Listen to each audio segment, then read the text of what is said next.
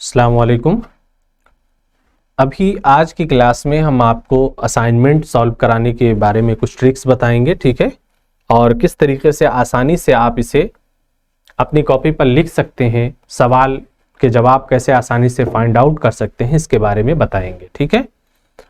तो आपका ये पूरा असाइनमेंट 20 नंबर का होगा और जिसमें से अलग अलग सवालात होंगे और तमाम सवालात के जवाब देने कंपलसरी हैं, ठीक है। और हर क्वेश्चन के लिए जितने मार्क है वो सामने लिखे हुए हैं। आप सवाल लिखने से पहले सबसे पहला काम ये करेंगे कि अपनी आंसर शीट पर पहले सफ़े पर ही आप अपना नाम, इनरोलमेंट नंबर वगैरह डिटेल में लिख देंगे, ठीक है। अब हम बात करते हैं कि इसका जवाब कैसे देना है। तो देखिए, हर सवाल के बारे में ये लिखा हुआ है कि इसका जवाब कितने लफ्जों में देना है, कितने शब्दों में, कितने वर्ड में। तो 40 से 60 वर्ड में आपको पहले के सवालात के जवाब देने हैं, जिसमें अगर ऑन एन एवरेज आप 5 वर्ड एक लाइन में लिखते हैं तो आपको 8 लाइन लिखनी पड़ेगी और इस तरीके से 40 वर्ड हो जाएंगे। और अगर आप 12 लाइन लिखते हैं 5 वर्ड की तो 60 हो जाएंगे। यानी आप समझ सकते हैं कि आपको 8 से 10 लाइन कम से कम लिखनी है और उसी में आपको अपना जवाब कंप्लीट कर लेना है। तो पहला जवाब जो है आपका, वो सवाल जो है वो ये है कि what are the developmental task associated with each stage of human development and how to they determine a person's successful progression to the next stage। यानी आदमी पैदा होने के बाद कैसे तरक्की करता है, जिसे हम ह्यूमन डेवलपमेंट कहते हैं, ठीक है। उसके अलग अलग स्टेज क्या है और उन स्टेज में वो क्या क्या काम करता है और कौन सी तरक्की या कौन सा इंसान कामयाब तरक्की करने वाला इंसान कहा जा सकता है। इसका जवाब हम तलाश करने की कोशिश करेंगे लेसन नंबर 9 में, ठीक है। ओपन कीजिए लेसन नंबर 9। अब देखिए लेसन नंबर 9 में ये जो आप पहुंचेंगे स्टेजेस ऑफ डेवलपमेंट, यहां आपका जवाब मिल जाएगा, स्टेजेस ऑफ डेवलपमेंट, ठीक है। तो अलग अलग स्टेज हैं आपके डेवलपमेंट के और इसे हम थोड़ा सा समझने की कोशिश करते हैं। सबसे पहला स्टेज जो हमारा आता है वो है प्री नेटल पीरियड, यानी पैदाइश से पहले का जमाना, ठीक है। यानी जब बच्चा माँ के पेट में होता है, ठीक है, ये पहले स्टेज। फिर उसके बाद पैदाइश होती है, पैदाइश से 2 साल तक के जमाने को इन्फेंसी और टोडलरहुड का जमाना कहा जाता है, जब बच्चा दूध पी रहा होता है और लड़खड़ाते हुए घुटनों के बल चलने की कोशिश करता है, ठीक है। फिर उसके बाद में 2 से 6 साल तक का जो जमाना होता है इसे अर्ली चाइल्डहुड कहते हैं, यानी बचपन का इब्तिदाई जमाना। इसमें बच्चा क्या करता है, motor skills are refined, language develops, ties are formed with peers and the child learns through play. यानी एक तरीके से खेलने कूदने की उम्र आप कह सकते हैं। इसमें थोड़ा सा बोलना भी शुरू कर देता है, जबान सीखने लगता है, ये सारी चीजें शुरू हो जाती हैं। फिर उसके बाद में मिडिल चाइल्डहुड का जमाना आता है, 6 से लेकर के 11 साल तक के। ये बच्चे के स्कूल जाने की उम्र होती है, जिसे हम क्या कहते हैं, मिडिल चाइल्डहुड। उसके बाद एडोलेसेंस आता है जो 11 से 20 साल का, जिसे हम नौजवानी कहते हैं। इसमें बच्चा बालिग होता है, ठीक है, और पूरी तरीके से उसके अंदर चेंजिंग आ जाती है। बहुत बड़ी मुद्दत होती है और बहुत इंपॉर्टेंट मुद्दत होती है, 11 से 20 साल, ये 9 साल का अरसा, ठीक है। अगला स्टेज है अर्ली एडल्टहुड, जो 20 से 40 साल का रहता है। यानी इसमें इंसान अपना करियर मुंतखब करता है और शादी ब्याह करता है, 2 बहुत इंपॉर्टेंट चीजें हैं, ठीक है। 20 से 40 साल का ये 20 साल का जमाना। फिर मिडिल एडल्टहुड आता है 40 से 60 साल, जिसमें क्या होता है, इंसान अपने पीक पर होता है, करियर का इंतखाब कर चुका होता है, शादी ब्याह हो चुकी होती है, आदमी अपने बच्चों की जिम्मेदारियां लेना शुरू कर देता है, ठीक है, और अपने काम काज को पूरी तरीके से अंजाम देने में लगा हुआ होता है। इसको हम कहते हैं मिडिल एडल्टहुड। फिर लेट एडल्टहुड जो होता है वो 60 साल के बाद से लेकर के इंसान की डेथ तक के जारी रहता है, चाहे वो 80 साल जिए, चाहे 90, चाहे 100 या उसको क्रॉस कर जाए, ठीक है, तब भी वो लेट एडल्टहुड में आएगा और ये आदमी के रिटायरमेंट का जमाना होता है, ठीक है।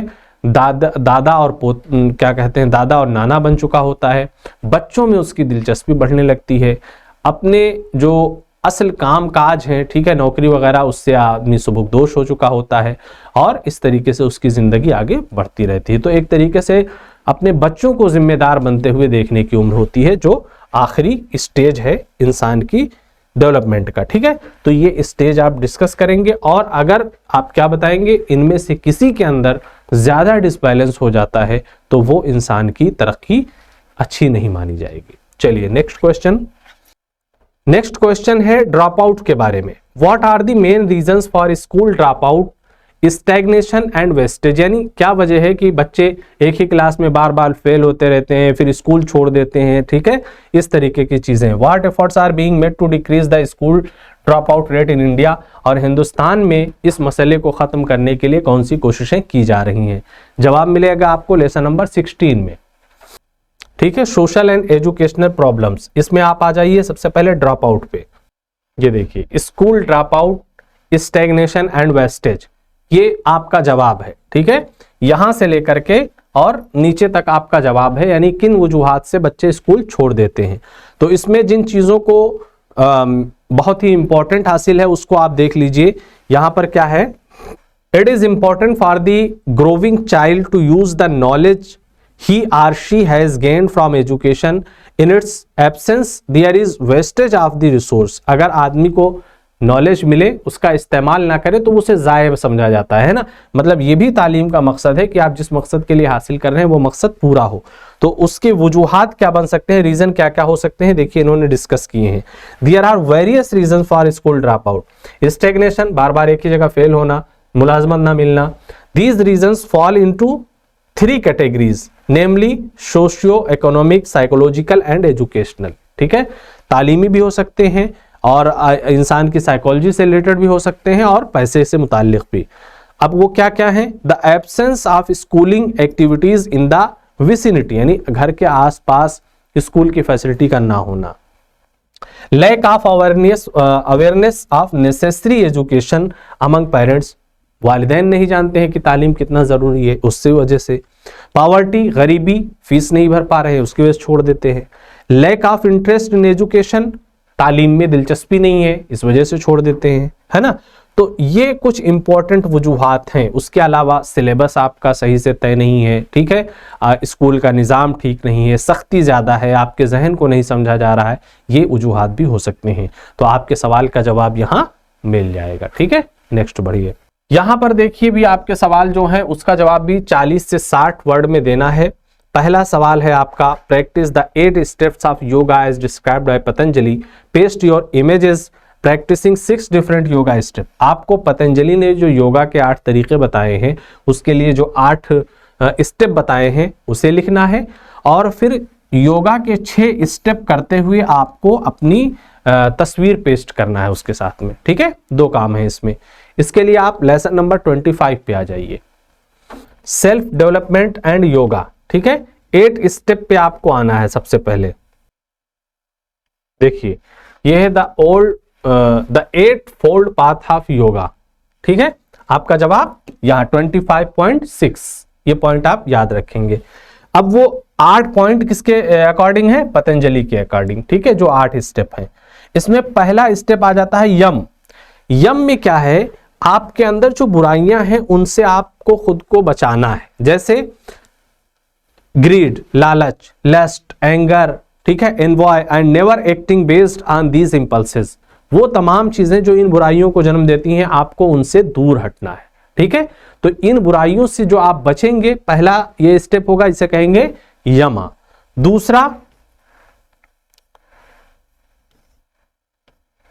दूसरा आ जाता है न्यामा। न्यामा का है mainly for purifying the body and mind, आपने जहन और जिस्म को आप प्योरीफाई कर रहे हैं, ठीक है। They are practised on individual basis, और हर शख्स इसे अपने तौर पे करता है। शौच यानी आदमी का पेट पूरी तरीके से साफ हो, जो ग़िज़ाएं ले वो किस तरीके से ले ये भी उसे मालूम होना चाहिए, सुस्त ना बनाएं उसे, तंदुरुस्त और तवाना रखें, है ना, वो सारी चीजें। और उसके साथ साथ संतोष यानी कनात, भरोसा भी होना चाहिए। तप, प्रैक्टिस, मेहनत करनी चाहिए। और स्वाध्याय यानी अपना मुहासबा, ठीक है, जिसको कहते हैं literally means self study, self study करे हमने क्या किया क्या नहीं किया। और ईश्वर पर निधान यानी इबादत का तसव्वुर, ठीक है। तो ये सारी चीजें प्राय में आ जाएंगी। तीसरा आ जाता है आसन, यानी जो अलग अलग आसन हैं, 6, 7, 8 आसन और भी बहुत से हो सकते हैं, उनको आप करेंगे तीसरे नंबर पर। चौथे नंबर पर आ जाएगा प्राणायाम, यानी getting control on our panic energy through the regulation of breathing. सांस के जरिए से आप अपनी ताकत पे कंट्रोल कैसे हासिल करते हैं, है ना, कब सांस लेनी है, कब छोड़नी है, कितनी लेनी है, कितनी छोड़नी है, इस पर आप प्रैक्टिस करेंगे। पांचवा आ जाएगा प्रत्याहार। It literally means withdrawing. In pratyahara we withdraw the sense from their external objects and turn them inward. आप बाहर की चीजों से अपनी तवज्जो हटा करके अंदर ले जाएं, अपने किसी मखसूस चीज पर मरकूज करें, इसे कहते हैं प्रत्याहार। पांचवा नंबर। छठा आ जाता है धारणा। ठीक है, धारणा में क्या होता है कि फोकस्ड करेंगे आप किसी चीज पर। ठीक है, कोई अपने जहन में पर्टिकुलर ऑब्जेक्ट रखेंगे, उस पर फोकस करेंगे, और इसी से मिलता जुलता ध्यान आ जाता है, जिसमें क्या करेंगे, उसी पर्टिकुलर चीज पर आप देर तक फोकस करेंगे। तो धारणा और ध्यान करीब करीब एक है, बस इसमें क्या होता है, उसी चीज पर देर तक फोकस करना होता है। और फिर आठवां आ जाता है समाधि। समाधि का मतलब होता है पूरी तरीके से आप बाहर से कट करके एक ऐसी ताकत, ऐसे काम में मसरूफ हो जाएं जो आपको आसपास से बिल्कुल बेनियाज कर दे, है ना, जैसे सूफी करते हैं, संत करते हैं, साधु करते हैं, इस तरीके की चीजें। तो ये 8 स्टेप हो गए। आपको 6 स्टेप कोई करने हैं, उसके साथ तस्वीर अपलोड करनी है। नेक्स्ट अगला सवाल है, what are the steps to making a good career choice and what are the common myths to avoid while making a career choice.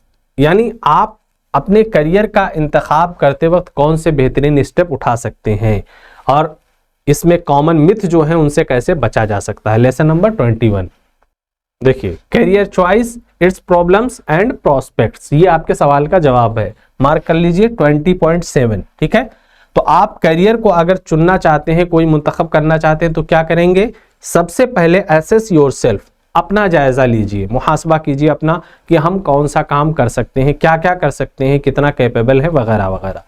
उसके बाद दूसरे नंबर पर क्या कीजिए, make the list of different occupation. आपको कई चीजें करने का ख्याल आएगा, तो उन तमाम की एक लिस्ट बना लीजिए। ठीक है, तीसरे नंबर पर narrow down your occupational list, उसको कम करना शुरू कीजिए। 10 लिखे हैं तो उसे 5 कीजिए, फिर 4 कीजिए, फिर 3, फिर 2, और फिर फाइनली 1 पर आकर के रुक जाइए। उसके बाद में चौथा स्टेप आ जाता है सेट योर गोल्स। अब आप अपना मकसद मुतय्यन करें कि हमको करना क्या है। ठीक है, जो काम हम मुंतखब कर रहे हैं उस काम के जरिए हम क्या हासिल करना चाहते हैं, मकसद। फिर प्रिपेयर एन एक्शन प्लान, आखिरी आप जो काम तय कर चुके हैं उसको करने का आपके पास प्लान क्या है, तरीका क्या है, आप उसका भी एक लाए अमल तैयार कर लीजिए। तो जब आप ऐसा कर रहे होते हैं तो आप जो निगेटिव चीजें हैं उससे बच जाएंगे और अपने करियर के इंतखाब करने में आपके लिए आसानी होगी। ठीक है, चलिए आगे बढ़ते हैं।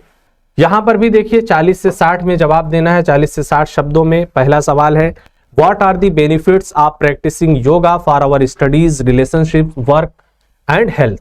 ठीक है, यानी योगा के फवायद बुनियादी तौर पर यहां पर डिस्कस करने हैं जो तालीम में, रिश्ते में, काम में आपके मददगार होते हैं। बेनिफिट डिस्कस करना है। लेसन नंबर 25 देखिए, सेल्फ डेवलपमेंट एंड योगा, यही सबक है जहां आपको जवाब मिलेगा। कहां पर देखिए, applications of yoga in different works of life, यहां आपको इसका जवाब मिलेगा। यानी योगा डिफरेंट जिंदगी के मुख्तलिफ फेजेस में कैसे आपकी मदद कर रहा है।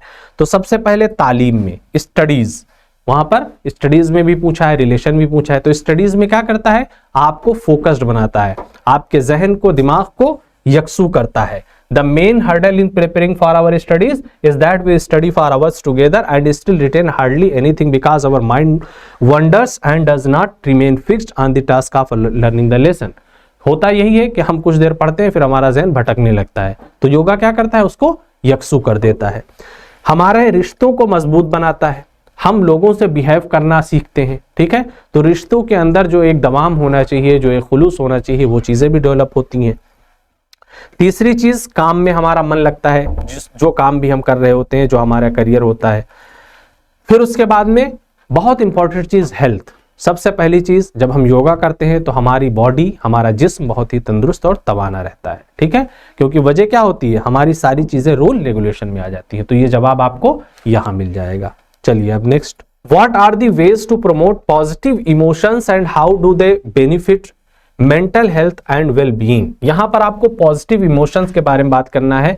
पॉजिटिव थिंकिंग, पॉजिटिव इमोशन, मुस्बत जज्बात किस तरीके से आपकी मदद करते हैं। Lesson number 17 happiness and well being. ठीक है, पॉजिटिव इमोशन पे आप आ जाएंगे।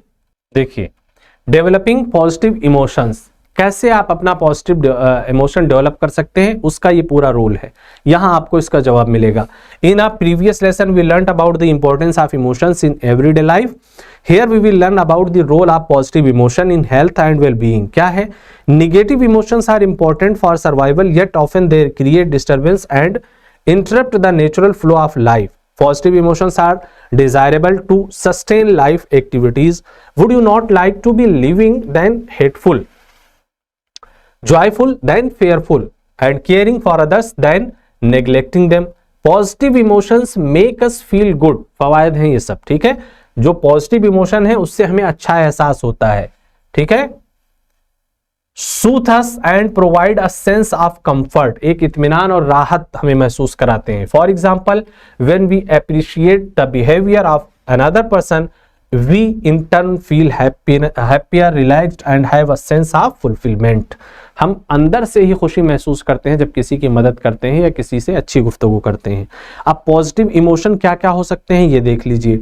होप एंड ऑप्टिमिज्म, ठीक है, love, savouring, sharing, managing mood, gratitude and forgiveness, यानी माफ कर देना, खुश होना, किसी के बारे में अच्छा सोचना, ठीक है, मोहब्बत से पेश आना, अपना जहन, अपनी जहनी तवाजुन को दुरुस्त रखना, ये सारी चीजें क्या है?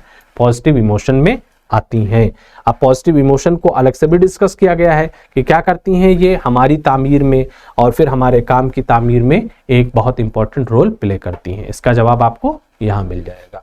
नेक्स्ट, अब जो आपको सवालात मिलेंगे इसका जवाब थोड़ा सा लेंदी होगा। पहला है 100 से 150 में लिखना है। ठीक है, what are some of the specialised fields in psychology that have developed over the years and what do they study, which field you want to get into and why. ये सबसे पहले चैप्टर से आपका सवाल है। ठीक है, पूछा गया है कि साइकोलॉजी के डिपार्टमेंट, जो स्पेशल डिपार्टमेंट है, वो कौन कौन से डेवलप हुए हैं और आप किस में जाना चाहते हैं। पहला सबक ओपन कर लीजिए। देखिए, इंट्रोडक्शन और इसमें फिर आखिर में आपको डिपार्टमेंट के बारे में बताया गया है, अलग अलग डिपार्टमेंट। ये देखिए, आपका जवाब यहां है, फील्ड्स ऑफ साइकोलॉजी। इसमें क्या क्या है? एबनॉर्मल साइकोलॉजी मैं पढ़ा चुका हूं, फिर कॉग्निटिव साइकोलॉजी, फिर educational psychology, environment psychology, health psychology, organisational psychology, developmental psychology, और फिर इमर्जिंग फील्ड्स जिसमें बहुत से आते हैं, मिलिट्री, स्पोर्ट, ठीक है, पीस, फोरेंसिक वगैरह। अब आप क्या करेंगे, इनका एक एक लाइन, दो दो लाइन में, ठीक है, इस तरीके से कि 100 से 150 आपका जवाब पहुंच जाए। लिखने के बाद अपनी राय रखेंगे कि हम किस फील्ड में जाना ज्यादा मुनासिब समझेंगे अपनी तबीयत के एतबार से। ठीक है, ये आपका जवाब यहां मिल जाएगा। Next, what are the stages of creative thinking according to Graham Wallas and how do they relate to problem solving and mental set. अब ये देखिए, क्रिएटिव थिंकिंग के बारे में सवाल है कि क्रिएटिव थिंकिंग अगर आप रखते हैं ग्राहम वॉल्स के अकॉर्डिंग तो उसके क्या फवायद हैं और मसाइल कैसे हल हो सकते हैं। सबक नंबर 7 आ जाइए, प्रॉब्लम सॉल्विंग पे। ठीक है, क्रिएटिव थिंकिंग, प्रॉब्लम सॉल्विंग। ये देखिए, stages of creative thinking. Creative thinking आपकी कैसे डेवलप होती है और कैसे वो मसाइल को हल करने में आसानी पैदा करती है। ठीक है, तो आप सबसे पहले यहीं से creativity and its role in life क्या क्या हो सकता है, यहां से आपका जवाब इसको मिल जाएगा। अब ये क्रिएटिव थिंकिंग किन स्टेज में डेवलप होती है उसको भी समझ लीजिए। सबसे पहले तो हम इसके लिए प्रिपरेशन करते हैं। कोई भी मसला दरपेश होता है, हम उसके बारे में सोचते हैं, गौर व फिक्र करते हैं, जितनी तैयारी हम कर सकते हैं अपने बस भर वो करते हैं। ठीक है, तो ये पहला स्टेज होता है जिसे हम कहते हैं प्रिपरेशन। दूसरा आ जाता है इनकम्बेशन, यानी क्या करते हैं हम, उसकी जांच पड़ताल करने के बाद में उससे एक नतीजा कहीं ना कहीं निकलता हुआ हमें दिखाई देता है। यानी अंदरूनी तौर पर हमें एक मसले का हल जो नजर आ रहा होता है, अभी पूरी तरह वाज़ेह नहीं है, उसे हम कहते हैं इनकम्बेशन, जिसे this is stage of no solution and involves a number of emotional and cognitive complexities. कई कॉम्प्लेक्सिटीज होती है, कभी लगेगा ये भी सही है, कभी लगेगा वो भी सही है, इस तरह। तीसरे नंबर पर क्या होता है, वो चीज वाज़ेह हो जाती है और उसे हम कहते हैं इल्यूमिनेशन, यानी उस चीज का जिस ख्याल के बारे में आप बहुत कोशिश कर रहे थे आप पूरी तरह वाज़ेह हो चुकी है। ठीक है, तो इसे कहते हैं इल्यूमिनेशन। चौथे नंबर पर आप उसकी जांच पड़ताल करेंगे, यानी जो हल अब आपको नजर आ गया उसको आप जांचते हैं तो उसे क्या कहते हैं, इवोल्यूशन, और फिर 5वें नंबर पर उसका रिवीजन करेंगे आप। तो इस तरह 5 स्टेप में आपकी क्रिएटिव थिंकिंग कंप्लीट होती है और क्रिएटिव थिंकिंग के जरिए से आप किसी मसले को नए तरीके से आसानी से सॉल्व कर सकते हैं। चलिए नेक्स्ट पढ़ते हैं। अब आ जाइए, 5वां आखिरी हिस्सा है आपका। यहां पर सवाल यह है, what is the effect of group size on group performance and behaviour in group dynamics. Group के बारे में बात की गई है, जिसका 100 से 150 में जवाब देना है कि ग्रुप के परफॉर्मेंस पे ग्रुप का साइज कितना असर डालता है। लेसन नंबर 13, ठीक है, लीडरशिप। आ जाइए ग्रुप के साइज पर। तो साइज के बारे में देखिए, एक बात जहन में रखिए कि ग्रुप जब बड़ा होता है काम आसान हो जाता है, लेकिन एक दिक्कत ये होती है कि ग्रुप इंफॉर्मेशन जो है वो लोगों तक के उस तरीके से नहीं पहुंच पाती जैसे पहुंचनी चाहिए। तो एक ये ड्रॉबैक भी है ग्रुप का, ग्रुप के बढ़ने का, ठीक है। ये देखिए group polarization. When a group has to make a decision the members meet, it is notice that while the discussion is going on, there is a strong tendency for the group decision to shift to the more extreme and risky, ठीक है। इसको भी नहीं, आप और to the point आइए। Group size, ये आपका बहुत इंपॉर्टेंट, ठीक है, कि the bigger the group size the more its members lose self awareness on and in an aroused state are more likely to commit more atrocities of looting, burning और lynching. जब group की तादाद बढ़ जाती है तो आपका कंट्रोल उतना ही कम हो जाता है। तो वो क्या करता है, कभी कभी ऐसे एक भीड़ में कन्वर्ट हो जाएगा जो कुछ भी कर सकती है, लूट मार कर सकती है, मॉब लिंचिंग हो सकते हैं, कोई भी हादसे हो सकते हैं ना। देखिए जब भीड़ इकट्ठा होती है तो कुछ भी हो जाता है। तो इस तरह ग्रुप का साइज काम में बहुत आसानी करता है, लेकिन उसके मनफी नुकसानात भी हैं कि वहां पर इस तरीके लिंचिंग, बर्निंग, लूटिंग वगैरह के केस आ सकते हैं। An aroused mob enables its members to believe they will not be persecuted. They perceive the action as that of groups. ये लोग ये समझ रहे होते हैं कि हम जिससे जुड़े हैं वो तो सब कुछ संभाल लेंगे, यानी हम कुछ भी करेंगे तो हमें कुछ नहीं कहा जाएगा या हम पर कोई फर्क नहीं पड़ेगा। तो ये ड्रॉबैक है ना। तो ग्रुप के साइज के बारे में आप लिखेंगे कि उससे फायदे भी हैं और नुकसानात भी हैं। चलिए नेक्स्ट, अगला सवाल है आपका, comment on the nature of the mind body connection and suggest at least 3 ways to maintain a healthy mind body connection। Mind body के कनेक्शन के बारे में अब आप यहां पर योगा की तरफ चले जाएंगे फिर से, क्योंकि उसी के बारे में बात किया गया है। Lesson number 24, healthy mind in healthy body, ठीक है। अब देखिए आप कैसे इस कनेक्शन को मजबूत कर सकते हैं। तो सबसे पहले इस हिस्से को ही आप पढ़ेंगे। One who is moderate in his diet, activities, exercise and duty, one whose periods of sleep and wakefulness are moderate, yoga drives away his ailments। Body and mind are 2 parts of a whole। किसी भी complete के इंसान का ये दोनों हिस्सा है important. If mind is happy, we do our work actively and energetically। अगर हमारा जिस्म सही है, ठीक है, जहन हमारा सही है, तो हम कोई भी काम अच्छी तरीके से करते हैं, और दोनों में से कोई भी गड़बड़ करता है तो काम हमारा रुक जाता है। अब इसके फवायद में 2-3 चीजें आप क्या क्या जिक्र कर सकते हैं। योगा के फवायद के हवाले से आप लिख सकते हैं कि ये क्या करता है, आपके कामों में अलग अलग तरीके से आसानी पैदा करता है, ठीक है। योगा टू कीप फिट, आपकी डाइट अच्छी रखने में मदद करता है, ठीक है। आप ये कह सकते हैं कि अपने आप को फिट रखने के लिए सबसे पहले जरूरी है, जब इंसान फिट रखता है तो तालीम हासिल करने में सबसे ज्यादा, जिससे हमने अभी जिक्र किया था क्या, कि रिश्ते को बनाने में, तालीम को मेंटेन करने में, और वर्क लोड या वर्क आदमी के अच्छे तरीके से अंजाम देने में क्या करता है, ये सबसे अहम रोल अदा करता है, ठीक है। तो आप इसके जो 3-4 फवायद हैं माइंड और बॉडी के रिलेशन को लेकर के, उसमें इन 3 चीजों को डिस्कस कीजिए। एक, आपकी तालीम अच्छी होगी, दूसरे आपका रिलेशन अच्छा होगा, और तीसरे आपका काम अच्छा होगा, ठीक है। चलिए नेक्स्ट बढ़ते हैं। अब देखिए ये एक प्रोजेक्ट है, ठीक है। प्रोजेक्ट में, पहले प्रोजेक्ट में आपको मेमोरी जांचना है, ठीक है, कि लोगों की मेमोरी कितनी होती है, कितने दिनों तक कौन सी चीज वो याद रखते हैं। How does the process of recognition differ from the process of recall. अब रिकॉग्निशन यानी पहचानना, और रिकॉल यानी किसी चीज की बाजियाफ्त, इन दोनों में फर्क है। तो इन दोनों के फर्क के बारे में गुफ्तगू करना है, और फिर आपको एक्सपेरिमेंट करना है अपने आसपास के 20 लोगों पर कम से कम, कि अगर आप उनको एक नंबर बताते हैं 8 से 10 अंक का, ठीक है। तो किसको कितने नंबर याद रहते हैं, कौन कितने जल्दी भूल जाता है, उसको लिखेंगे, एक चार्ट तैयार करेंगे और उसका रेशियो आप उसमें अपलोड करेंगे। सबक नंबर 6 में आप आ जाइए, सबक नंबर 6 मेमोरी, ठीक है। अब आप यहीं पर देख लीजिए, ये जो शॉर्ट टर्म और लॉन्ग टर्म मेमोरी की बात की गई है, स्टेजेस ऑफ मेमोरी, ये आपके सवाल का जवाब यहां से मिलेगा, ठीक है। इसको पढ़ने के बाद में आप क्या करेंगे, आप एक जो है अपने क्या कहते हैं आसपास का जायजा लेंगे। इसमें sensory memory, short term memory, इन सब के बारे में जानने के बाद ये एक्टिविटी जो है यही आपका सवालनामा है, ठीक है। इसको पढ़ेंगे। Working of short term memory, read out allowed the following sequence of numbers to a friend and ask him to immediately write in the order of numbers that were spoken out aloud। आप 6-7 number एक तेज से बोल जाइए एक line से, फिर कहिए लिखिए, दोबारा मत बोलिए। अब वो देखिए कि कितना लिख पाता है, ठीक है।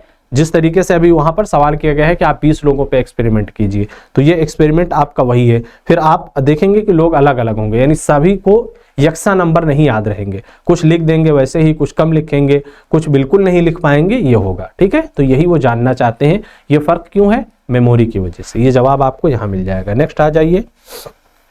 अब आखिर में आपको योगा के फवायद पर एक स्पीच तैयार करनी है, ठीक है।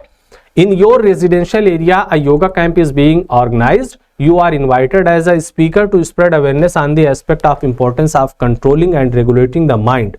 तुम्हारे आसपास सपोज करो कि एक कैंप लगा है जिसमें तुमको बुलाया जा रहा है एज अ स्पीकर कि तुम जहन को और दिमाग को कंट्रोल करने के कुछ फवायद के बारे में बताओ। Prepare a speech for the given topic such that it is informative and easy to understand by all sections of the society. सभी लोगों को समझ में आ सके और आसान टिप्स इसके लिए जो आप प्रोवाइड कर सकते हो। लेसन नंबर 27 देखिए, controlling and discipline the mind. यहीं से आप पूरा इस जो है चैप्टर को समझ सकते हैं। आपका इंपॉर्टेंट जो स्पीच आपकी तैयार होगी वो यहां से, importance of controlling and regulating the mind, ठीक है। 27.1 ये पूरा हिस्सा आप पढ़ लेंगे यहां तक के और आपको जवाब मिल जाएगा। 2-4 इंपॉर्टेंट पॉइंट हम आपको बता देते हैं, ठीक है, कि किस तरीके से आप उसको जो है रिलेट करेंगे। सबसे पहली चीज तो ये है कि आप तालीम के बारे में उनको बताएं कि अगर आप अच्छी तालीम हासिल करना चाहते हैं तो देखिए अपने जहन और दिमाग को कंट्रोल कीजिए। अच्छे रिश्ते चाहते हैं तो जहन और दिमाग को कंट्रोल कीजिए, ठीक है। इसी तरीके से अगर आप अपने काम को फोकस तरीके से करना चाहते हैं तो तैयार कीजिए। तो इस तरह आप अपने एतबार से भी कुछ पॉइंट और तैयार कर सकते हैं और ये सारी चीजें आपके यहाँ पर डिस्कस की गई है, ठीक है। तो ये सवालनामा आपका खत्म हुआ। जो पॉइंट हमने जहां इशारे किए हैं वहां से इसे लिखने के बाद आप अपलोड करेंगे। Thank you.